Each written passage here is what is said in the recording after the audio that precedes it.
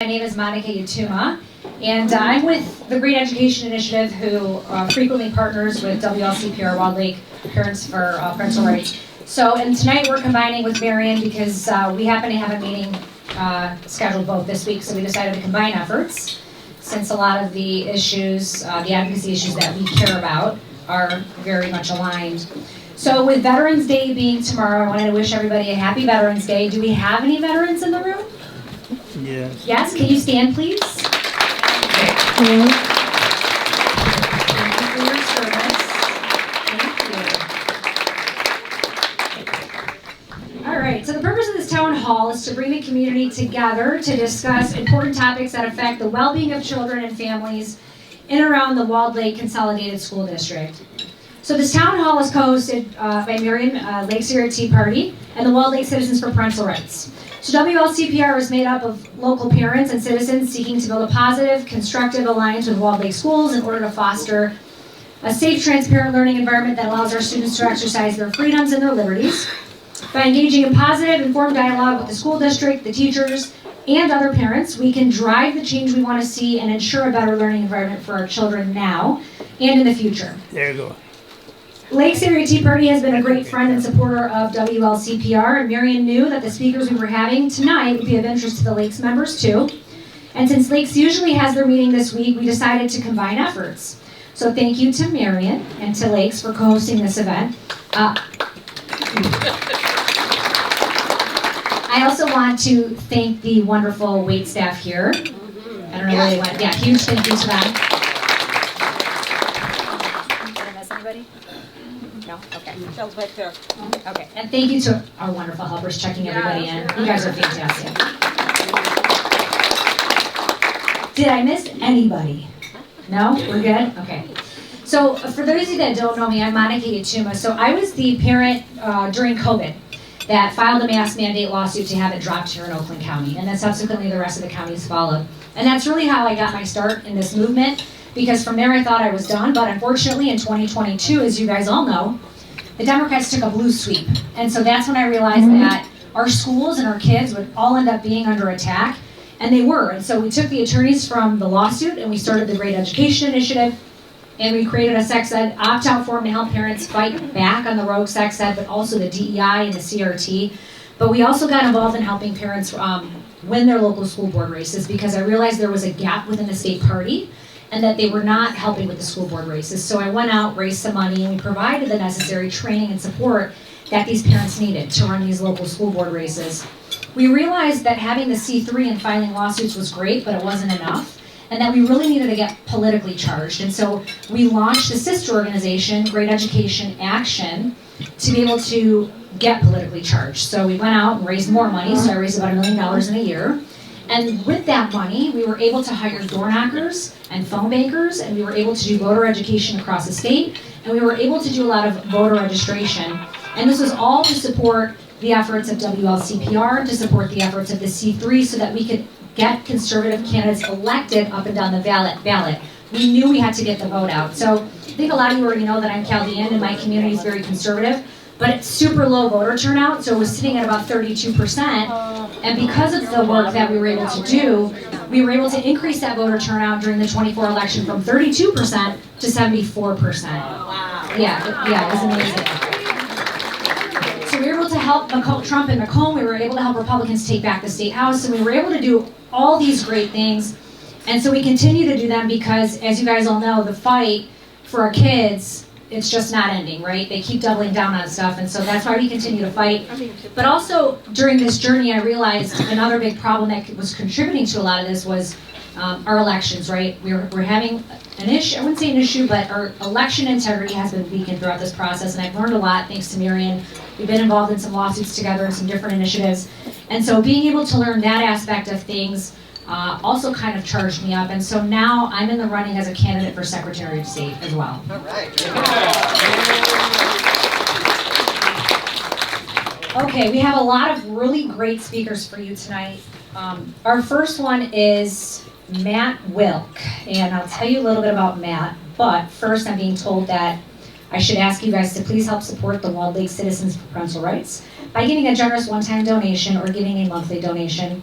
As Charlie Kirk so clearly understood, we need to get to the next generation to protect them by instilling critical thinking skills. And this is something, as we all know, our education system is opposed to. But we can change that by supporting organizations like WLCPR and working to educate parents and students. All right, on to Matthew Wilk, our first speaker, and he's right there for anybody who doesn't know who he is. So Matthew Wilk is the president of Get Kids Back to School, a Michigan-based 501c4 social welfare organization founded in the aftermath of the destruction of education by pandemic zealots. GKBTS works to support policies and identify candidates who will better education for all students in Michigan. Mr. Wilk is a former school board president in Northville Public Schools, having served for 8.5 years, winning 2 elections in the process, and Mr. Wilk has been an attorney for the past 25 years after having graduated from the University of Michigan Law School. Wow, Matt, that's impressive.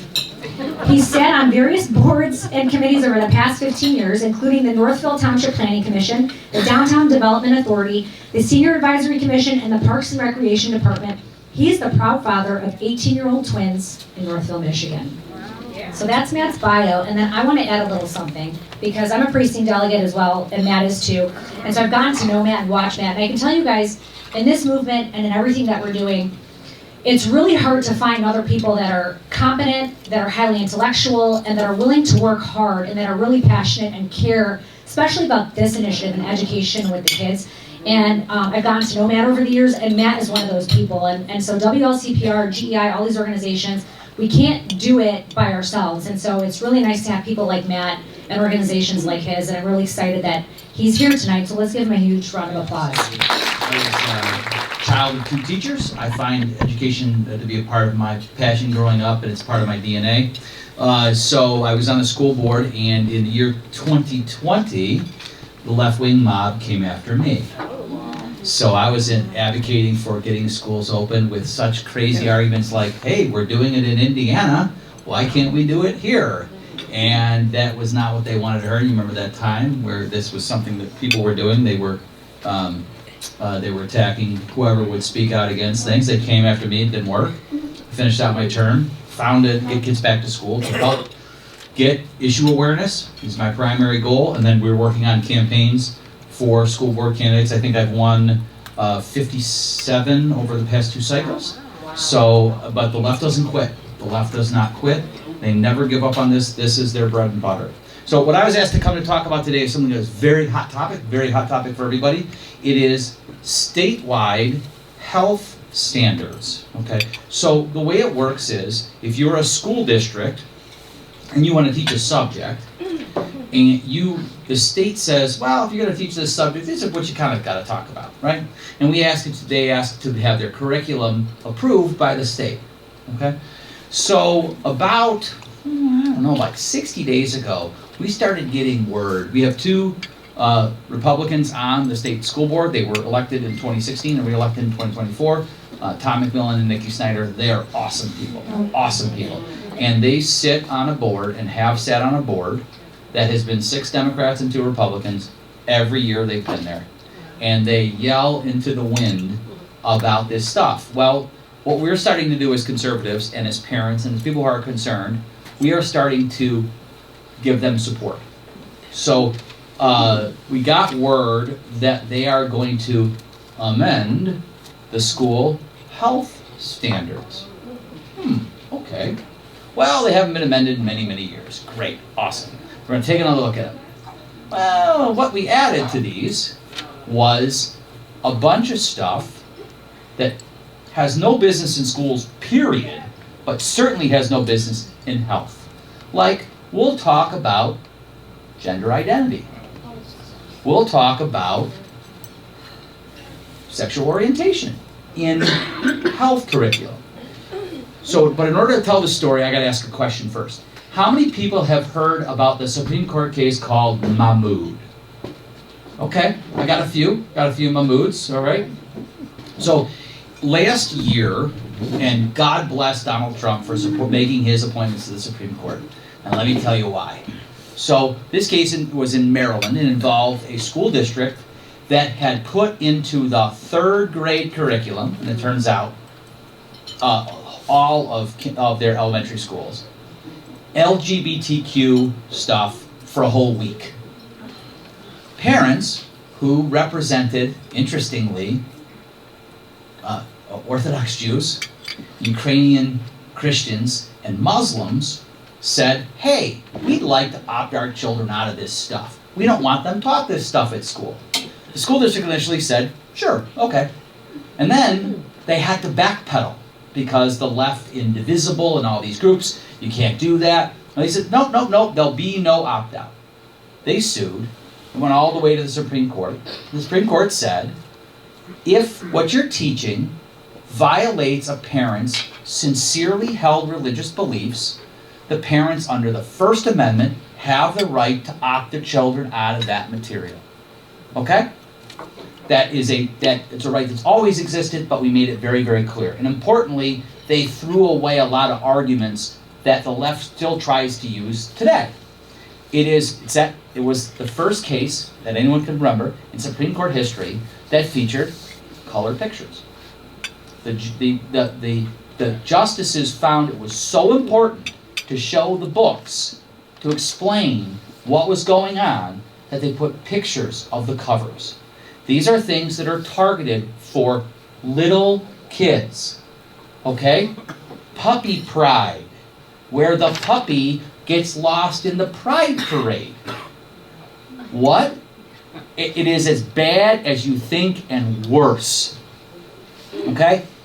And it disgusted the justices so much that they didn't just find this right, they laid out how parents exercise this right. Okay? And one of them is the right to opt out, as Monica mentioned. Okay? So you as a parent or a guardian have the right to say, my kids are not learning this at school. They rejected several arguments. One of them is, we're not teaching them this. The books are just on the bookshelf. Scalia, nope. Or Alito, nope. They're not teaching them this. They're just exposing them to it. And importantly, the court said, no, you're not. Look at the books. The books make it very clear that the author's opinion, these are positive things. And they went on to say, well, really, we're just reading the books to them. We're not really teaching them. And they found the supplemental teaching materials. Have your kids go through Puppy Pride. Puppy Pride is for kindergartners. Kids who are 5 years old. And have them find who's wearing leather chaps. So, disgusted the Supreme Court so much. And now parents have this right that they always had, but now they really have it. Okay, so fast forward to the state of Michigan. What are they doing? They are trying to move, or we're trying, we'll get to that in a second. We have news, breaking news that you're going to hear for the first time at this meeting. Okay? So, the original version said, in the health curriculum, we're going to talk about all that garbage. Because, in the state of Michigan, health classes are mandatory. It's part of what's called the MMC, Michigan Merit Curriculum. If you want to graduate, you need a certain amount of English, science, math, social studies, and you need health. So they were going to move this from something parents could opt out of into something they can't opt out of. Okay?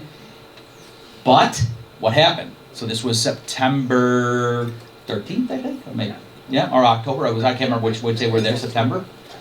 And a bunch of people decided, yeah, you know what? I'm going to give the State Board of Education a piece of my mind. I was among them. And we had a nice crowd. And you can't even you have to get walked into the building and whatever. And we had a nice crowd to come out and say, no, stop it, no more. And you're cheering. I hope you know. I don't know if you know the answer. There. Oh, you were there. Okay, great, awesome. Yep. Okay. I remember I'm seeing a lot of people there. Well, turns out yesterday they released the amended version, and the amended version gave conservatives and parents like us a half victory. They took it back out of health. They put it into a separate sex ed thing. Okay. But that's a crack. So remember, whoever was there, They put their plants in, there were 3 or 4 people, and what one of these guys said was, I, taught this, whatever, and if parents aren't teaching this at home, it's our obligation to tell them. No. And no one, because you're not your kids, right? What's the saying? We don't co-parent with the government, right? And they believe this in their heart of hearts, okay? So we are still fighting this, but for a different set of reasons, okay? Number one, how many people are aware of what a district has to do to teach sex ed in this state? I know, Cheryl, you know, because you're a part of it, right? So, sex ed is the one part of our curriculum that is not mandatory. A district may choose to teach it or not. If they do choose to teach it, there are very strict guardrails, okay? The guardrails include you must have what's called a sex ed advisory board, right? And that board must be made up 50% of parents. And I think you still have to have at least one clergy member on that, okay? And there are things you can and cannot do. You cannot have a section about abortion, for example. You must offer parents the option to have abstinence-only sex ed. So they have an option. You must allow the parents to review the material in advance. I used to sit on my school board. We had 2 women come in and they said, we'd like to take a look, please. We said, of course. They said, well, our daughters are in the 4th grade, but they're young for their age and they're immature for their age. And one goes, look, she still believes in Santa Claus. And we said, it was a DVD at the time, here's the DVD. And she went through it and said, can we skip chapter 5? And I said, you can skip as much as you want. And that's the way it should be. Parents run the show. Okay, so what's the story about what we're going to do now? We're still fighting this because for the first time in Michigan state history, history of the state of Michigan, we are now going to have a set of standards or guidelines for sex ed teaching. It has never existed. Why are we doing this now? Because we want to include, not we, they want to include all this junk.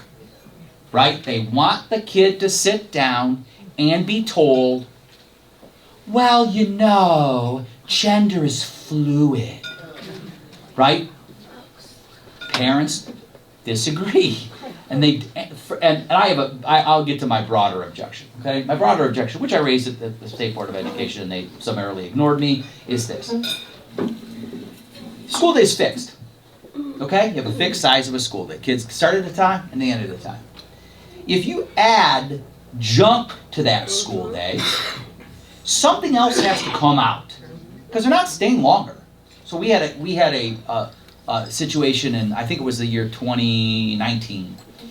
And we had a kid, and he made what is perceived as a homophobic comment in school. And the the principal for the middle school said, we pulled the whole class, and we spent the whole day talking about this, and blah, blah, blah. And I said, hey, Bill, I got a question for you. How are those kids making up that day of work? Because they were supposed to be taught that day. And I understand this is very important to you, but they've missed a day of education. And his answer was, there are 50 states in the United States. We are consistently in the bottom 10. 42, 44, 47. How do we get education better? Well, the first thing we have to do is stop putting more stuff on these teachers to teach that, frankly, they don't want to teach. Okay?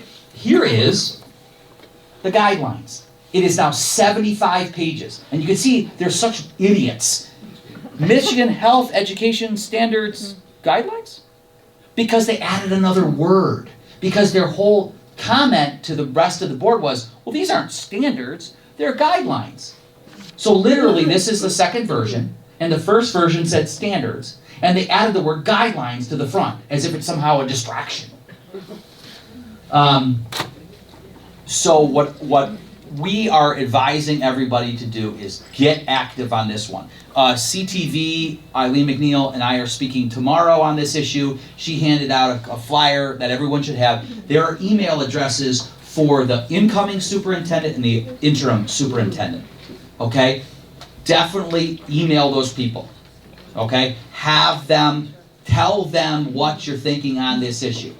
Because those things will, if you happen to have the time, on the 13th, that's Thursday. I unfortunately cannot be there. I have a conflict. But if you can make it to Lansing, go to the State Board of Education building, put your name in, make public comment. Nikki and Tom have been champs in making sure that everybody gets to speak. They don't like it. The last time, in the last meeting, if people were listening, they got through however many speakers, and two of the Dems on the board said, well, we're done, aren't we here? We got 50 people online waiting to make comment, and we got more people in the crowd, and they're like, we're done here. And their answer, their excuse was, well, we have a board member who has to leave.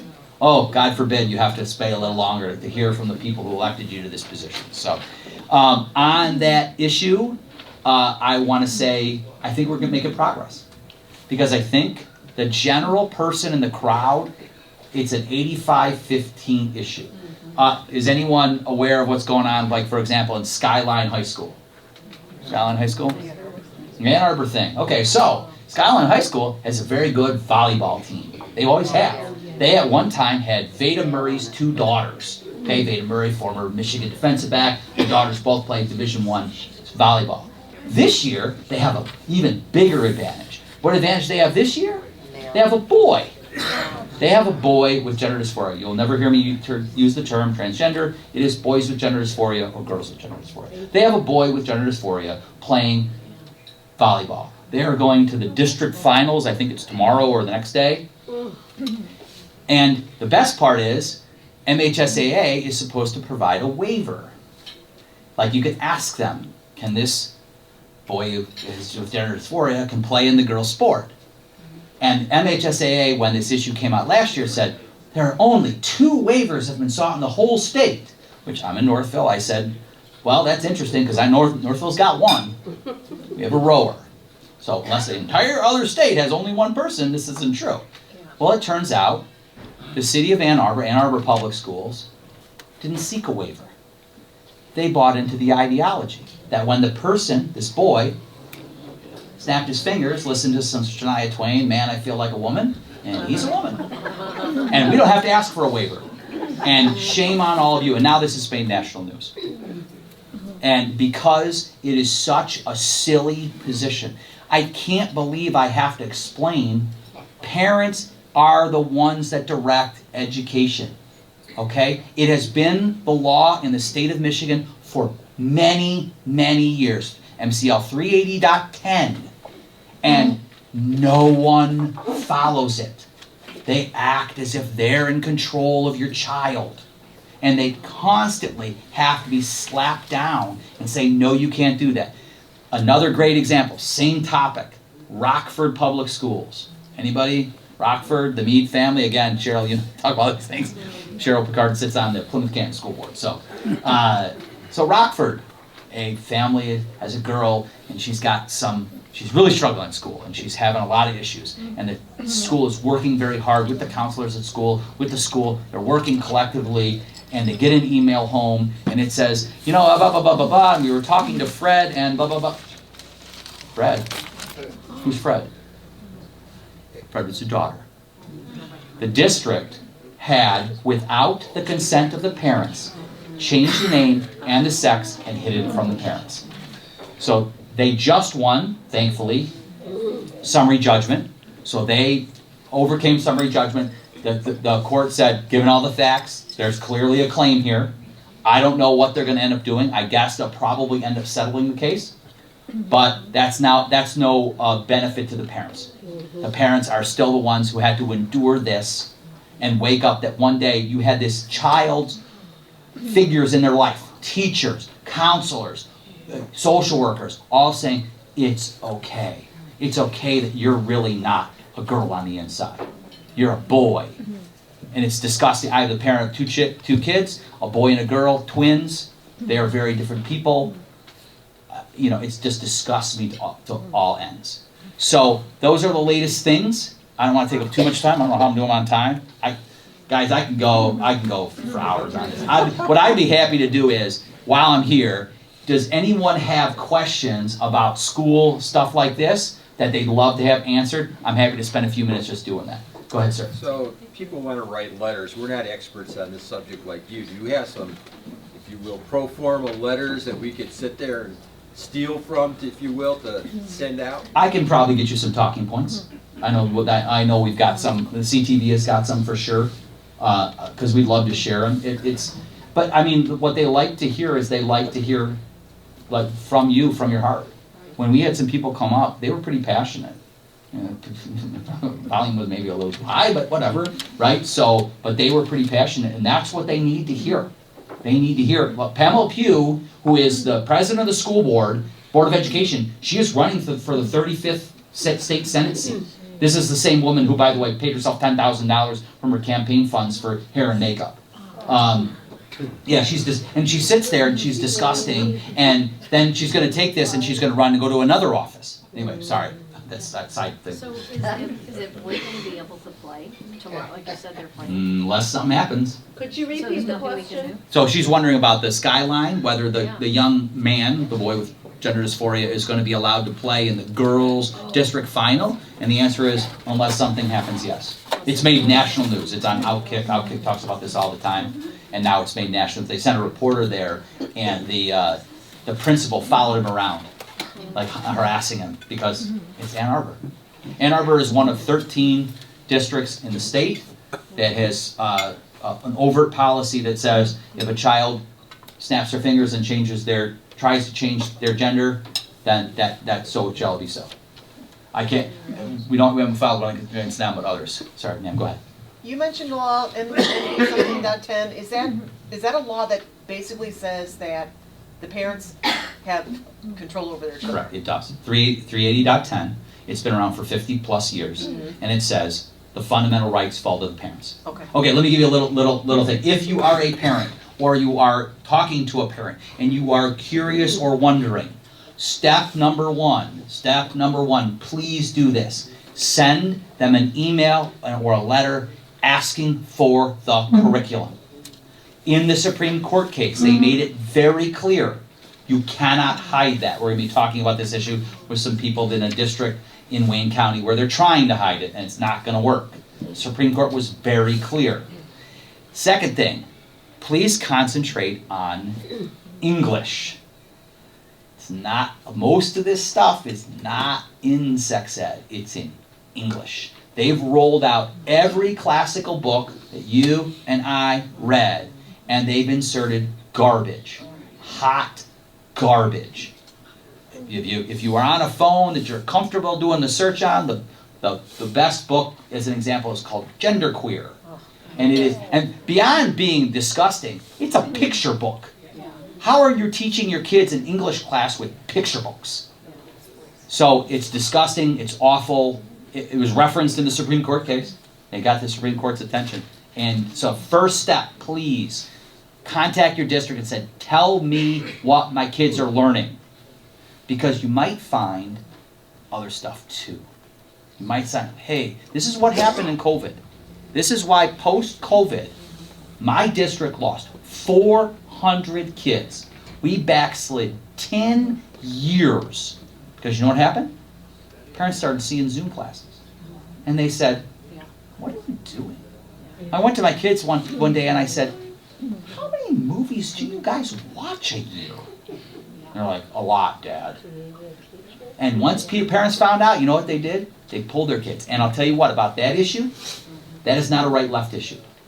That is an across-the-board issue.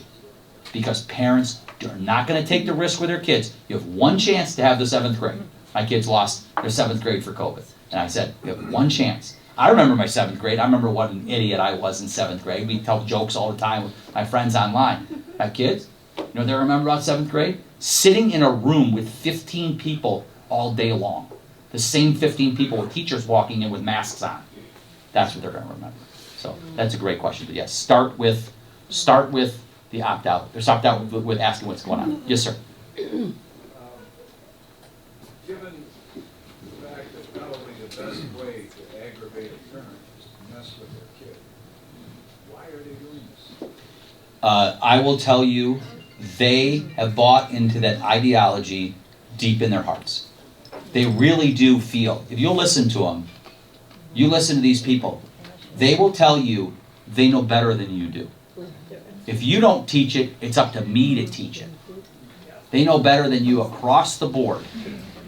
And you have to literally rip your child out of the lion's mouth. Or you go in and you lay the law down. And that's what I want parents to do today. I would love to sit in on a meeting with you and your superintendent where you lay the law down and say, every book, paper, piece of material, everything my kids are going to list, I want to know what it is. And I have the right to say no. And because it's not limited to sex, anything that violates your sincerely held religious beliefs. Any more questions? Cheryl, go ahead. I just want to say, also look on the State of Michigan State Board, because one of their whole approaches is whole school, whole child, whole community, and all that is learning and health. They're collaborating for learning and health. So they've added, that's where a lot of the health comes in. I don't know if all this stuff. Right. And one of the things on their health thing, it says, we welcome parents to partner. And it's like, you're welcoming parents to partner.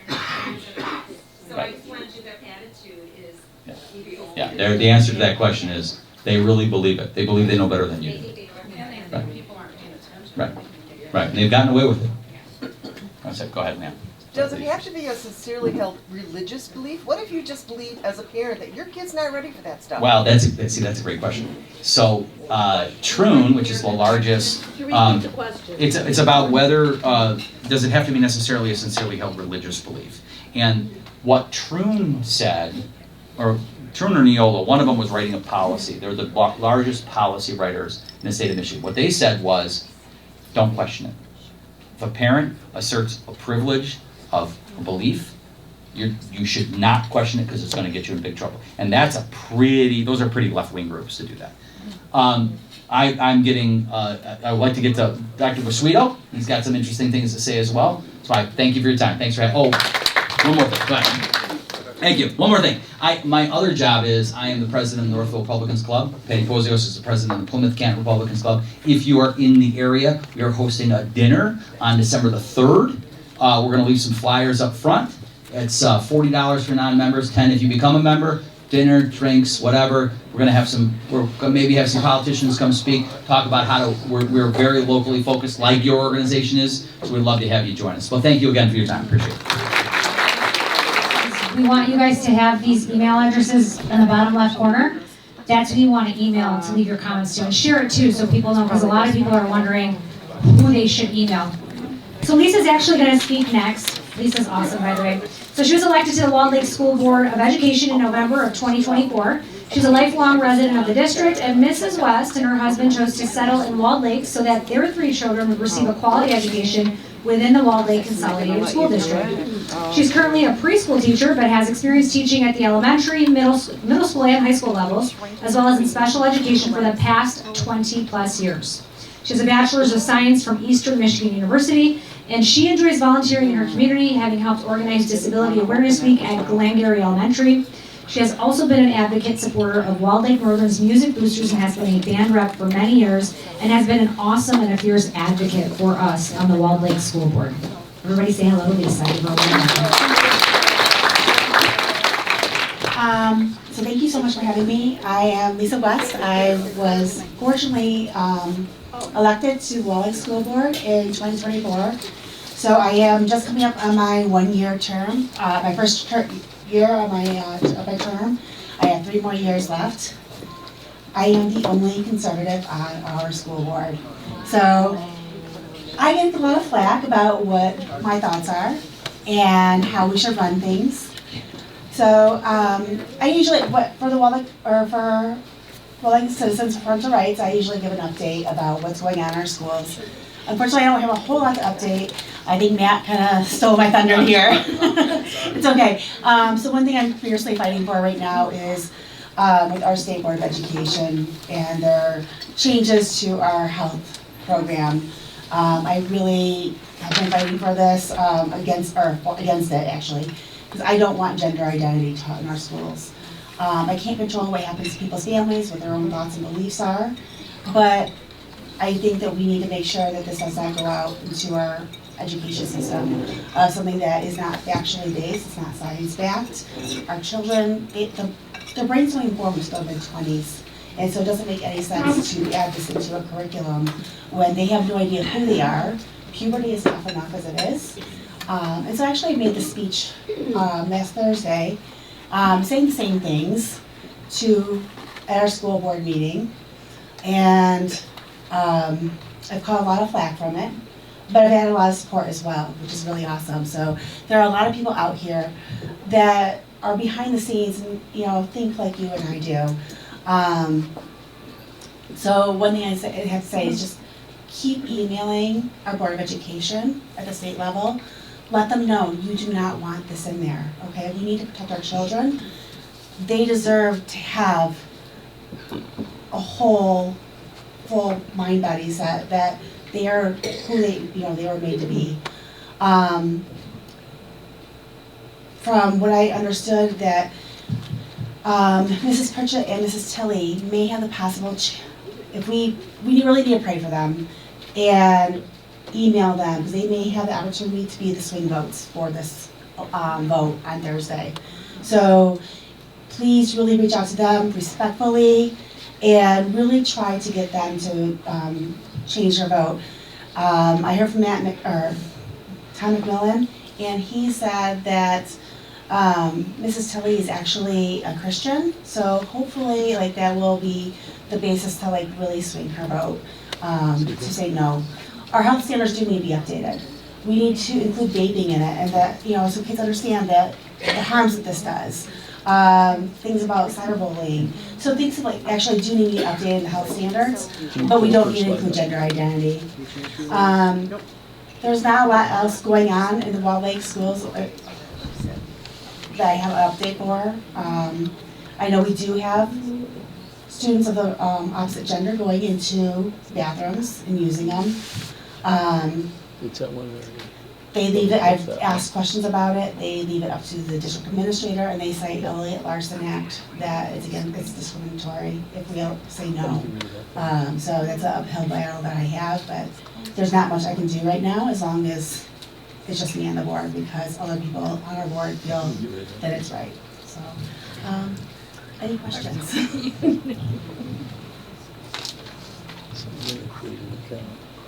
Has there been any problems in the schools with the bathrooms? Any? I had a mom reach out to me just last week about it, and so I knew about it probably February-ish. I've heard I have 3 kids of my own. 2 are in high school. One just graduated, one's in high school right now, and they told me that there's kids who use the bathroom that are not of their own biological gender. But when I asked about it, they just keep citing this. There's not. I ask questions. They are not transparent even to school to the school families. Even just saying, hey, we have somebody using the wrong, the opposite bathroom of what they, were born as, but we can't get anything out of them. So I keep trying. Any other questions right now? I apologize. There's not a lot right now. Yes.